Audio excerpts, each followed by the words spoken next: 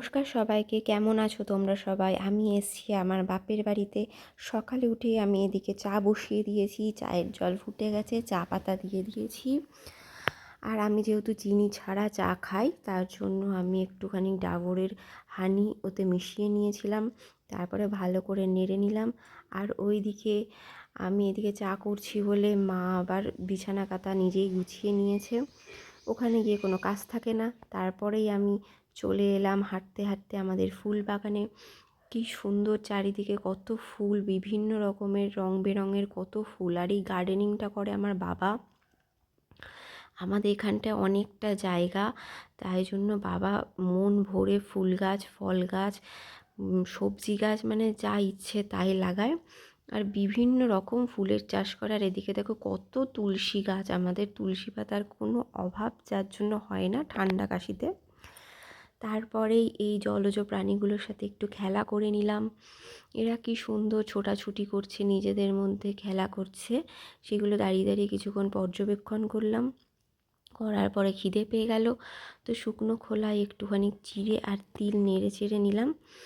এটা আমার শ্বশুরবাড়িতে খুব খাই। তারপরে এটাকে আমি গ্রাইন্ডারে পেস্ট করে নিয়েছিলাম। তো পেস্ট করার পরে এর মধ্যে আমি সামান্য পরিমাণ আখের গুড় নিয়ে নিয়েছিলাম।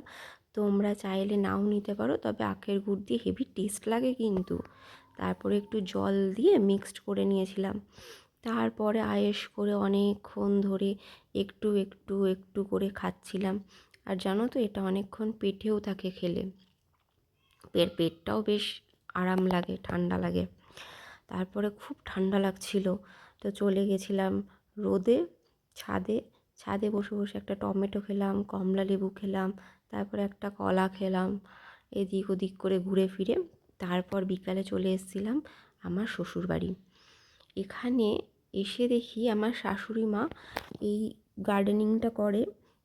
উনি প্রচুর ফুল চাষ করেছে, মানে ফুল গাছ লাগিয়েছে, মানে এত লাগিয়েছে মনে হচ্ছে চাষই করেছে।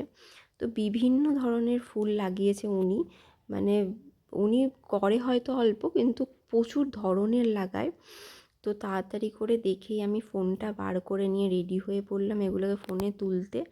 এবং এত সুন্দর হয়েছে ফুলগুলো।